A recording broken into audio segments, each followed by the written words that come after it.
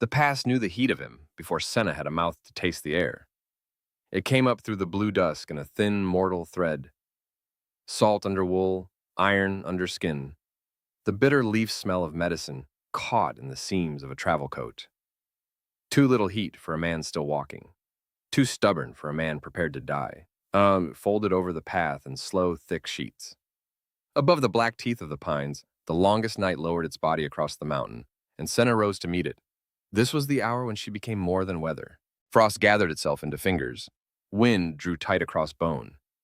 Her hair fell in pale ropes over a shoulder she had not possessed since the last solstice, each strand tipped with a clear shard of ice. Her feet found the road. Her lungs opened, and cold entered them like an old command. Take him. The words did not sound. They never did. They pressed from stone to snow to the hollow place behind her ribs. Below, the traveler paused. He was not dressed for the pass. No fur hood, no climbing irons, no guide rope looped around his waist. Only a dark coat, worn bright at the cuffs, a surgeon's satchel strapped across his chest, and gloves too thin for the mountains. He leaned one hand against the black rock wall and breathed as if each breath had to be negotiated before it entered him. Yet he lifted his head when she stepped from the drift. Not quickly, not like prey. He looked at her the way men looked at a wound before they decided whether it could be closed. Senna of the Pass, he said. Her name in his mouth struck harder than fear would have. No living person had spoken it in 100 winters. The last had screamed halfway through and choked on frost before the final syllable. This man spoke as if he had carried the name in his coat, folded near his heart to keep it dry. The snow hushed around him. Even the wind thinned, listening. You know what night this is, Senna said. Her voice came out lower than she remembered. Not the whistle of gale through stone, but something with a throat inside it, something breakable.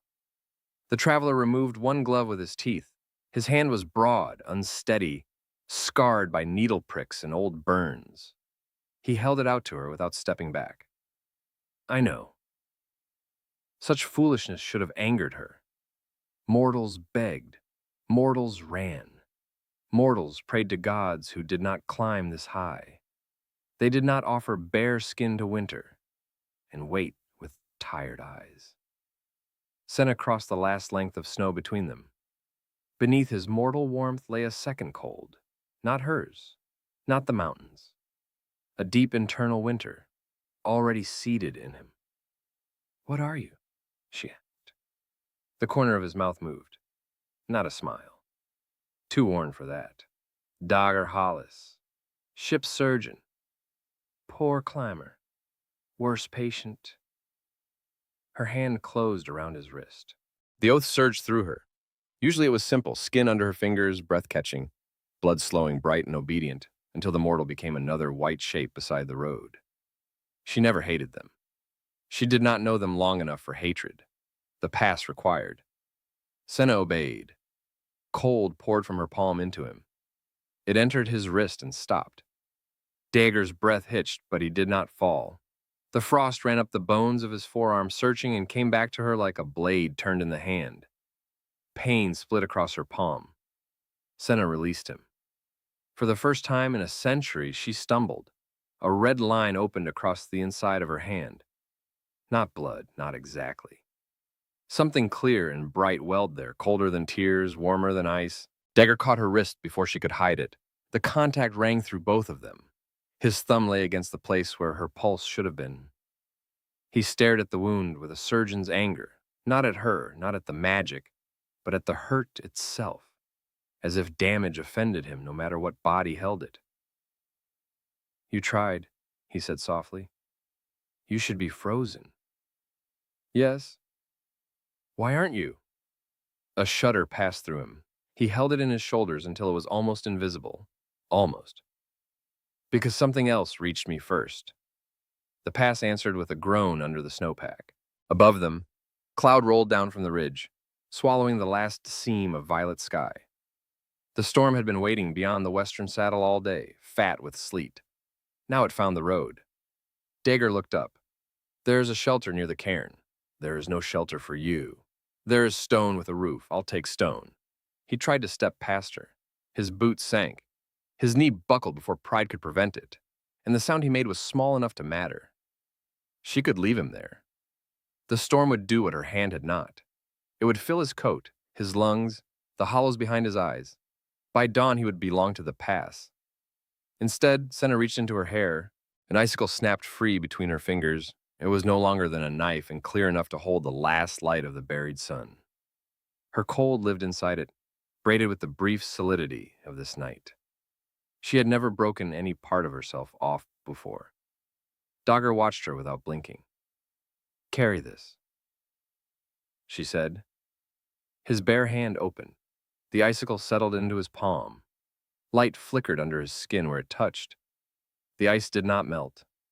It brightened, throwing a pale glow against the lines of his hand. "What does it do?" he asked. "Keeps the shelter from killing you quickly." And slowly, she looked toward the cairn, half buried ahead. Slowly is not mine to answer. A breath that might have been a laugh left him and vanished white in the air. "That's the most honest thing anyone's told me in months." The first gust struck them hard enough to erase their footprints. Dagger tucked the icicle close with the care of a man holding a living thing. Senna hated that. She hated the delicate bend of his fingers around it. She hated the way her body knew the shape of his hand now, and wanted, absurdly, to be held with the same attention. Want was not part of winter. The shelter waited where the old road narrowed between two leaning stones. It had been built when kings still taxed the salt road and pilgrims crossed barefoot in summer. Believing pain made prayer rise faster, now it was a low room of unmortared rock, half swallowed by drift, with a crooked lintel and a hearth blackened by generations of failed fires. Inside, the dark held the smell of old smoke, lichen, wool left damp too many times. Dogger ducked through the doorway and nearly fell. He caught the wall, jaw clenched, the icicle still closed in his fist. Snow blew after him until Senna stepped over the threshold. The storm stopped at the door as if a knife had cut it. For one breath, there was only the sound of him trying not to cough. Then the stones began to tick. A rim of frost crawled from the doorway inward, silvering every crack. Senna felt the shelter recognize her. Felt it wake the old rule, carved into the past before anyone had shaped words for it. One mortal enters on solstice. One mortal stays. Dagger's gaze moved over the walls. That sounds unfriendly. It is obeying. Do you ever get tired of that word? The question found her too quickly. Senna turned from him and lifted her wounded hand. The clear line across her palm had widened. Every flex of her fingers sent pain up her arm, sharp and startling. Pain belonged to bodies. She had forgotten how loudly a body could insist. Behind her, Dogger set down his satchel. "Let me see it." "No." "You can freeze me where I stand, but you draw the line at medical attention?" "I could not freeze you. You made a credible attempt." His dry tone should not have warmed the room. Yet the icicle in his hand brightened again, and a thin circle of frost near the hearth gave a soft, wet sigh. Meltwater. Senna stared at it. The shelter had never melted while she stood inside it. Dogger took one careful step closer. "May I?" No mortal had asked permission of her body. They had begged for their own, clutched at her skirts, grabbed her wrists with panicked hands that blackened before they could bruise her. No one had ever looked at a hurt in her palm and waited to be allowed. The doorframe creaked. Ice thickened across the lintel, sealing one finger's width of night. Senna held out her hand. Dagger came slowly, leaving room for refusal, even after she had given consent. His fingertips touched the back of her hand first. Her knees forgot their purpose for half a heartbeat. "Sit," he said. "I do not need—" "You're swaying. I am wind. Wind sways. You're bleeding something that isn't wind." That should have ended him. Frost leapt from the floor toward his boots. Senna stamped once. The ice cracked. Dogger looked down at it, then up at her. "Thank you." She sat on the stone bench before she could decide whether she had done it for him. The satchel opened with a soft rasp. Inside lay linen rolls, a bone-handled knife, vials nested in wool, a curved needle in a little tin.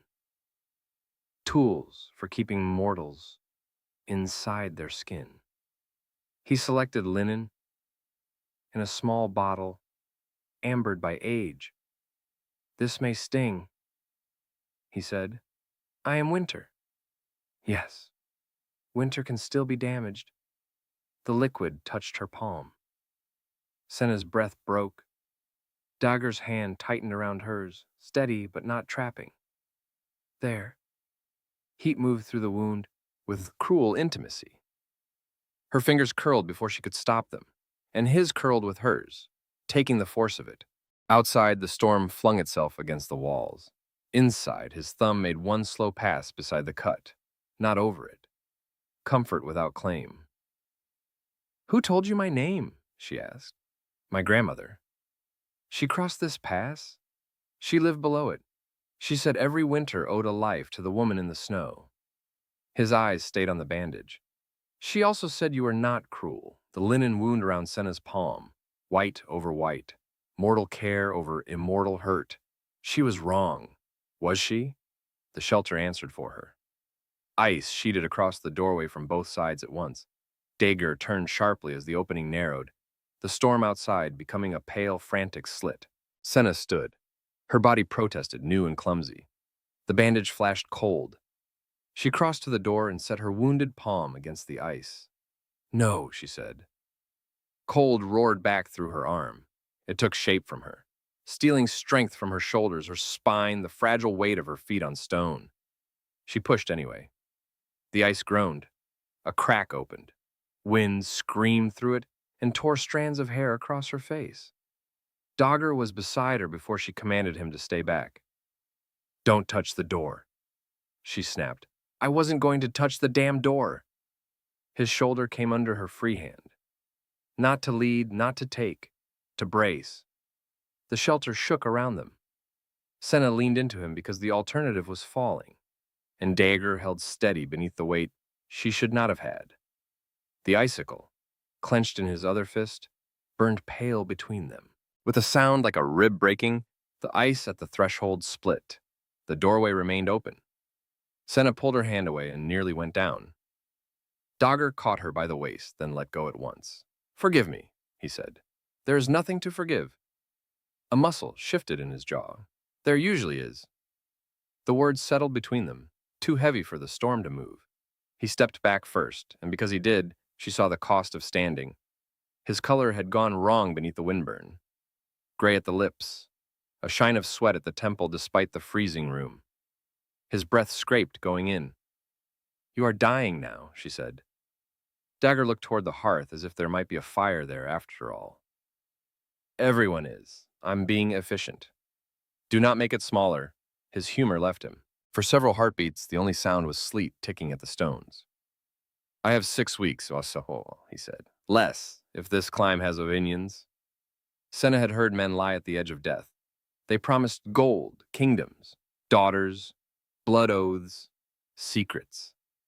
Dagger only gave her a number, and because it was small, it filled the whole shelter. "Why cross?" she asked. "My brother's on the western side. He can come to you. He thinks I chose not to come back. Did you?" Dagger's hand closed over the icicle. The light inside it dimmed, then steadied. "I was younger, useful in every port, needed on every deck. There was always another fever, another knife wound, another captain swearing the ship couldn't sail without me. I wrote letters, sent coin, told myself duty was the same thing as love, because duty was easier to measure." The storm softened for a breath, as if listening at the cracks. "He stopped answering," Dagger said. "Last month I learned he has a daughter. She's nearly grown. I've never seen her face." His mouth tightened. "I don't need forgiveness. I don't expect it. But we'll stand at his door while I still have legs and say the thing plainly." "What thing?" "That I should have come home when he first asked." Senna felt the past beneath the shelter, old and hungry, impatient with mortal grief. It had no use for brothers, no use for regret. The road crossed the mountain. The winter took payment. The world continued. But Dagger's hand shook around the icicle. Not from fear, from the effort of still being here. Something low in Senna's chest loosened. The hearthstone gave another soft, wet sound. A second thread of meltwater found the floor. Dagger noticed. His eyes lifted to hers. "Is that you?" he asked. "No." A lie, small enough to fit between them, bright enough to see. Senna crossed the room before the command could find her hand. "You should sleep." "I doubt your mountain will allow it." "My mountain is rude." That drew the smallest smile from him. It changed his face, not by making it younger, but by letting her see the man under the endurance. Tired, wry, unkept, still capable of gentleness, which seemed to her more dangerous than any blade in his satchel. A pile of old furs lay in the corner, stiff with cold. Senna lifted her hand and frost broke from them in a glittering skin. Dagger lowered himself onto the bench with care that tried to hide pain. The icicle lay across his palm. The shelter darkened toward midnight. Each hour made Senna more solid and less certain of the shape she held. Sensation crowded in where emptiness usually lived. The rasp of wool at her shoulder, the ache in her wrapped hand, the uneven sound of Dagger's breathing across the small room. He did not sleep. Neither did she. At last he said, "Does it hurt?" She knew what he meant. Not the hand. Being real? Yes. Senna looked at the doorway where the storm moved like pale cloth being torn forever. At first, every year it hurts everywhere. Then I remember how to stand, how to blink, how to swallow cold air and make words. Near dawn it hurts again because the body knows it is leaving before I do. Every solstice? Every solstice. For how long? Long enough that the first names are gone. Dagger was quiet. The icicle cast faint light up his wrist. His sleeve had ridden back, showing the place her frost had failed to claim. The skin there bore a white mark in the shape of her fingers. Senna stared at it too long. "What happens to the travelers?" he asked. "You know, I know what stories say. They stay with the pass until spring finds them. And you?" "I am the pass." That wasn't the question. Her throat worked around nothing. There were answers the oath permitted. I take, I keep, and I freeze. There were answers it did not. The storm pressed its face to the door. "I am alone," Senna said. The shelter went very still. No crack of stone, no hiss of snow through the threshold. Even the icicle seemed to pause in Dagger's palm. Her hands curled into the fur beneath her. "I am wind and road and warning. I am the drift that closes over hoof marks. I am the cold that keeps fools from climbing when they should remain by fire. But tonight I am fingers, teeth, a tongue, a body that can be looked at. And I am given only enough of it to take one life." Dagger did not speak. Good. If he spoke, she might break. Across the room, he drew in a breath that did not come cleanly. Senna, her name again. Not summoned, not feared, held. Pressure gathered behind her eyes, impossible and useless. She hated the body for inventing new ways to expose her. Dagger rose. "Don't," she said. He stopped. "I won't come closer unless you ask," he said. The past hated him for that. She felt it. The old power shivering under stone, furious at choice where hunger should be. Senna stood before the courage could freeze. "Come closer." Dagger crossed half the room and stopped again. He was near enough now that the icicle lit both their hands. His illness stood between them too. Not invisible, not romantic, not softened by candlelight. It lived in the careful way he held his breath after moving, in the hollows beneath his cheekbones, in the pulse at his throat, too quick, too tired. "May I touch your face?" "Yes." His fingers rose. They trembled before they reached her. Not from fear now, from restraint. The back of his hand brushed her cheek, and the contact undid something that had held for 100 winters. Senna's eyes closed. Cold skin, warm hand, a sound in her chest she did not recognize. Dagger's thumb paused near the corner of her mouth. "You're freezing," he murmured. "I know." "Oh!" His voice roughened. "You don't." That was when she touched him. Only his coat at first.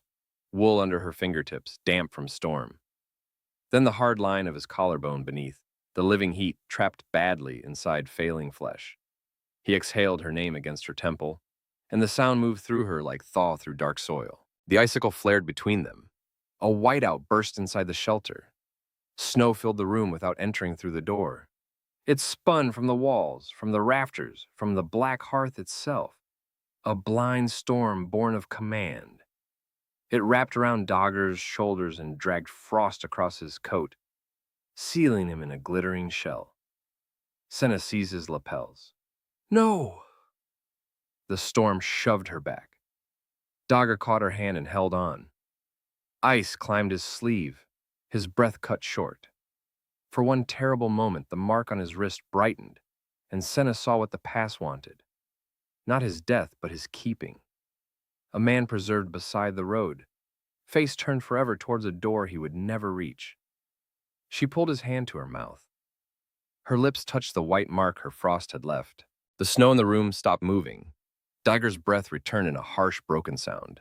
His free hand went to the wall behind her, not touching her, trapping nothing, only holding himself upright. Senna lowered their joined hands. The shelter had narrowed to the shape of what they had almost lost. Tell me to move away, he said. I do not want empty, she said. His eyes closed. For one breath, they stayed there with the icicle burning between their palms and the storm waiting beyond the walls. His hand lifted to her waist, stopping there as if the stopping hurt. Senna rose the last inch. Their kiss was brief, not enough. A shock of warmth, a caught breath, his fingers tightening once through fabric before he made himself release her. The shelter answered with a low crack from the stones. Dogger rested his forehead against hers. The mountain is listening. It is always listening. And dawn is coming. The words opened the room again. Road, tarn, oath, loss. A drop of meltwater struck the floor between them. Then another. Senna looked toward the doorway. Pale light pressed against it, thin as a blade. The tarn, she said. His face changed. What is at the tarn? The last edge of my oath. The road begins to descend after it. If you pass beyond the frozen water before sunrise, the mountain must release what it has not taken. And you? I return what I borrowed. Neither of them moved. At last Dogger reached for the icicle. It lay in his palm, no longer clear. A faint thread of gold ran through its center now, not warm, not cold, but both in argument. He offered it to her. The old command rose at once. Take it back. Take him. Remain. Senna did not touch it. Carry it, she said. They left the shelter while the world was still half dark. The storm had buried the path, but Senna knew the bones of the pass. She walked first, slower than wind should walk, breaking the crust with feet that had begun to feel pain from stone. Behind her, Dagger followed with one hand on the rock where the road narrowed. Twice he stopped to breathe. Twice she did not turn until he said her name, because pity would shame him and fear would shame her. The sky above the eastern ridge paled. Each step toward the tarn weakened the winter inside her. She felt herself thinning at the edges, then filling again wrong. Not as weather, as flesh. Her knees ached. Her lungs burned, strands of wet hair clung to her cheek. The icicles were almost gone. Dagger saw and said nothing. That restraint was a form of tenderness, too. The tarn appeared as a flat darkness between banks of snow. In summer, meltwater gathered there before spilling westward. In winter, it froze so hard that stars stayed trapped in it long after dawn. Now, the ice lay black and silver, with the first light resting on its surface like a held breath. Senna stopped at the near shore. Beyond the far edge, the road descended into pines, then valley, then the villages where smoke would lift from chimneys and people would wake beside people who knew their names. Dagger came to stand beside her. He looked better in the open light, and worse. The night had put color in his mouth. The climb had taken it from everywhere else. His hand around the icicle was steady, but only because he forced it so. This is where I go on, he said. Yes, and you go back. The pass waited. Its hunger was no longer a roar. It was a hand held out. Familiar. Patient. It had given her body. It had given her voice. It had given her this night, and all it asked in return was the shape of one dying man in snow. Senna turned to him. Give me the icicle. Dagger's eyes searched hers. Then he placed it in her hand. The moment her fingers closed around it, Winter returned like a crown set hard upon the skull. Strength flooded her. Cold cleared the ache from her knees, the burn from her lungs, the raw tenderness from places no mortal medicine could name. The gold thread inside the ice dimmed. Dagger did not step back. Of course he did not. Senna lifted her free hand toward his chest. One touch, and the past would have what it was owed. Not death, perhaps. His body already held too much of that. But keeping, stillness, an end to pain. A way for him never to reach the brother who might close the door in his face. Her fingers stopped an inch from his coat. Dagger looked down at her hand, then back at her. I came here willing to die, he said. I know. I did not come here knowing there was anything else to want. The words struck the ice underfoot. A hairline crack ran across the tarn. Senna's hand shook. If you take it back, he said, I'll walk down. I'll reach him if I can. If I don't, I chose the road. You will die alone, possibly. The simple word was unbearable. Wind moved across the tarn, carrying the scent of buried water. And if I do not take it back, she asked, though she knew. The mountain had always known its own breaking. Dagger's gaze dropped to the icicle in her hand. What would it cost? My winter. All of it? The past would thaw before its time. The oath would end. The road would be only road. And you? The answer came from under the ice, from the shelter stones, from the long white centuries behind her. I would become what I was tonight. His face tightened. Human, without knowing how. For how long? Senna looked at the first thin light touching the far ridge. Mortals do not get told that. A sound left him, almost a laugh, almost grief. No, we don't. She hated him then for not asking, for not begging her to choose him, for standing at the edge of the life he wanted with the decency to let her keep herself, if keeping was what she chose. Her hand closed harder around the icicle. Cold climbed her arm. It welcomed her back, clean, powerful, alone. Dagger turned toward the descent. The first step took him beyond her reach. The second opened a space between them she felt in her teeth. By the third, the cough came. He bent, one hand braced on his knee, the other pressed hard to his mouth. When it passed, he stayed bent a moment longer, then cried aloud. The past sighed. Now. Senna looked at the mountain that had made her. The black pines, the drifted stones, the road shining under solstice frost. For 100 winters, this had been enough, because enough was all she had been given. Then Dagger straightened and kept walking. Not strong, not healed, not saved. Choosing the little life left to him because it was his. The icicle split in her hand. Gold light spilled through the crack. Dagger! She called. He stopped. Her voice crossed the frozen tarn and returned from the rocks changed. Not command, not warning, his name. When he turned, hope did not brighten his face. He was too old for easy hope, too honest for it. But his body turned before caution could stop him, and that told her everything. Senna stepped onto the tarn. The ice should have held her. It always had. This time water whispered beneath. Cracks spread from her feet with each step. The past did not rage. That was worse. It mourned. Snow slid from the pines in soft falls. The wind moved around her like hands trying to remember the shape of a child before letting go. Dagger met her halfway. No, he said, when he saw the icicle broken in her palm. Not because you fear me dying. Not fear. Not because you pity me. No. Senna took his hand and set the cracked icicle against his chest. Because I want the road after. The gold light entered him. Dagger's breath stopped. For one violent heartbeat, the whole mountain stopped with it. Then warmth broke through the ice. It did not come gently. The tarn cracked from shore to shore, black seams racing under their feet. Snow collapsed from the rocks. Water surged up in clear, cold sheets, and Senna cried out as winter tore loose from her body. Dagger caught her. This time his arms held strength, real strength, mortal, limited, astonishing. The light burned through his coat and into his skin. Not a flame, not a wound, but a year taking root. Senna felt it leave her. The long white certainty, The road sense, the dominion over storm, the old hunger of the pass. It poured from her into him, and beyond him, down into the mountain, where frozen streams woke like throats opening. Her knees failed. Dagger went down with her rather than let her fall alone. The tarn groaned beneath them.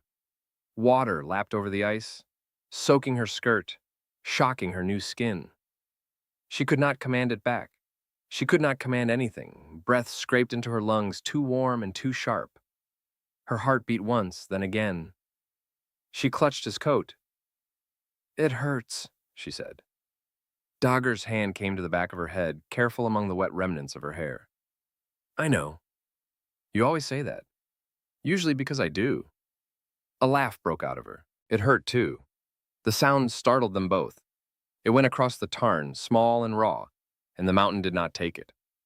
Dagger looked younger only because pain had loosened its grip. Not young, not untouched. The lines remained, the life behind them remained, but his breath came deep now. Color moved under his skin with each beat of the year she had given him. "1 year," Senna said. His hand tightened at her back. "Then I won't waste the morning." The sun cleared the ridge, light struck the pass, and winter broke early. All along the road, snow thinned from beneath as if the earth had been keeping a secret. Green showed first near the stones, small blades crushed flat by cold, then moss, dark as soaked velvet, then the curled head of some alpine flower that had no business waking before spring. Meltwater ran in silver threads over the path and down toward the western trees. Senna tried to stand. Her feet betrayed her at once. Dagger caught her elbow. "Slowly. I have walked this road for centuries. You have drifted over it. Different skill." She glared at him. His mouth almost smiled. "That expression is very human. Do not sound pleased." "I'm a little pleased." Together they crossed the tarn's edge and found the road. The pass behind them no longer watched with her eyes. It was stone, snow, thawing earth, dangerous still, but only as mountains were dangerous, by height, weather, foolish choices, not by hunger, not by oath. Senna looked back once. For a moment, grief opened through her body. She had lost more than cold. She had lost the shape that had held her when nothing else did. This body was a foreign country of pulse and ache, of damp hair at her neck, of fingers that wanted to remain inside Dagger's hand. Beside her, he waited. At last, Senna turned toward the descent. Dagger offered his arm. Senna took it. Her first steps were unsteady. His were steadier than they had been in months. They moved slowly, not because the mountain commanded it, but because she had to learn the body that carried her, and he had time enough now to match her pace. Under the snow, green kept appearing. Behind them, the pass shone in the new sun, broken and beautiful and no longer hers. Ahead, the road went down.